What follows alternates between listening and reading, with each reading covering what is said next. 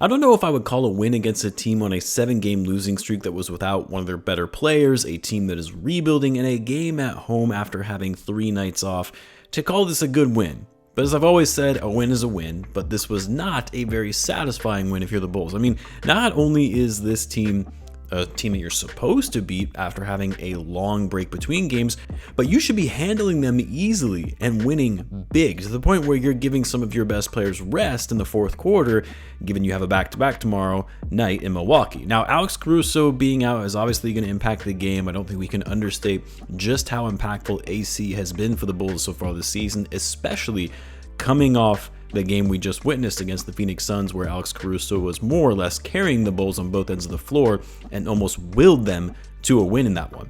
But as my guy Big Dave over at CHGO put it best, no disrespect to Alex Caruso, but if Caruso is carrying your team, you've got problems, or something to that extent. I'm paraphrasing a bit. And for the Bulls, I mean, they damn near lost this game without Caruso. I shouldn't say almost, because they really had this one under wraps in the final 4 or 5 minutes, even though the Pistons were in striking distance. The Bulls at that point had finally started to settle down and had the edge. But the fact that this Pistons team was able to hang around for that long without Duren, who killed the Bulls in the last game, isn't a good look. And I don't mean to be a Debbie Downer, because the Bulls got the win and they closed out the game well, but man, the effort on the court at times was really bad, especially in the first quarter. There was a moment in the first quarter, and you guys might have seen because it was shared all over Twitter after it happened, and I'm glad it was, because I damn near lost my mind when it did. But there was a loose ball after Patrick Williams turned the ball over, in which he turned the ball over yet again, trying to handle the ball and taking it to the basket. 3 Bulls players were around the ball rolling on the ground, and no one comes to pick it up. I mean, it goes back to what I've been harping on, dating all the way back to 2 seasons ago. It's these little things, lack of effort to dive on a loose ball, especially when it's closer to you than your opponent, and you just stand around watching. I would just kind of pointed at the ball, hoping someone else would pick it up. Zach Lavine stood and watched instead of coming to it. Unacceptable effort in a game where this is one that you have to win. You're expected to win. An easy game on the schedule against an injured rebuilding team who was on a 7-game losing streak going into the night. But anyway, I'll try not to have this be a rant of a video in a game in which the Bulls won, just things like that infuriate me. Let's talk about some of the positives though. A much more efficient game from DeMar DeRozan tonight, who has seemingly been struggling to find a shot this season, at least to the level of efficiency we're used to seeing from him. He hit some big shots, got the Bulls going on that 22-4 run after the first quarter, finished the game with 29 points on 11 for 19 shooting, 2 for 3 from 3. It was good to see those outside shots going down for DeMar. He was perfect from the line, and although we didn't see those assist numbers up like we have been seeing recently, he did have 4 blocks in the game, which was a season high for him. 0 turnovers as well for DeMar DeRozan.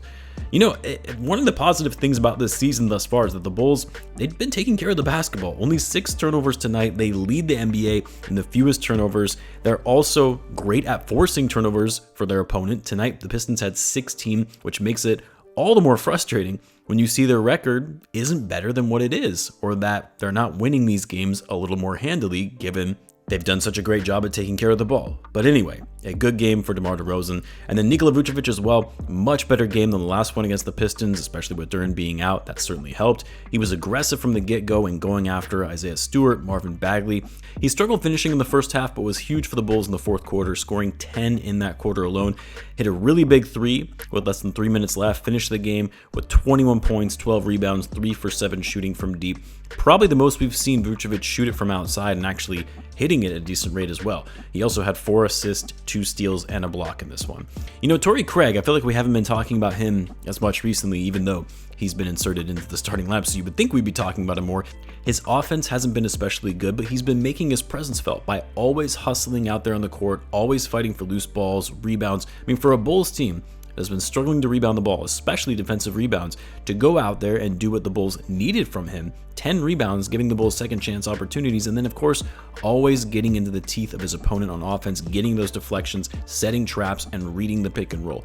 He was a plus 12 tonight, despite only shooting 1 for 6 with 3 points. Now, where the Bulls have struggled to maintain some kind of consistency is in the backcourt. Both Coby and Zach, not the best games for them.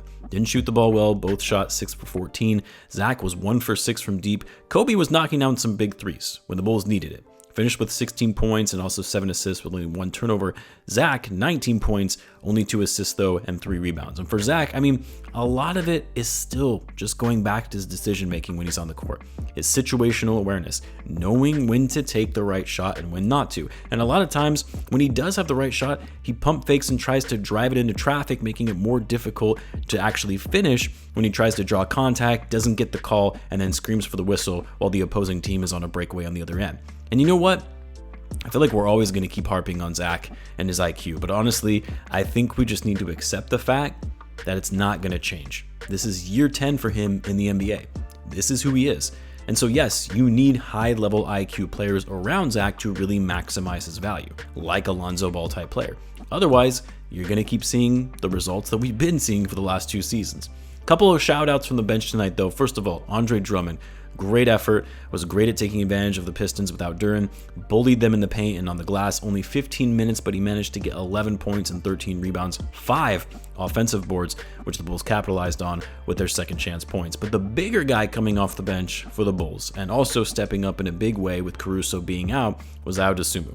Now, I was hoping to see a lot more minutes from Javon Carter with Caruso being out, but with the way Ayo was playing, you couldn't really be too mad about it. He was great on both ends of the floor, did an incredible job guarding Cade Cunningham, who just could not get a shot going. He was 4 for 15. Ayo was pushing the pace in transition, getting downhill, beating his man to the basket, was 6 for 7 from the floor with 13 points, 3 assists, and 3 steals, was a team high, plus 19.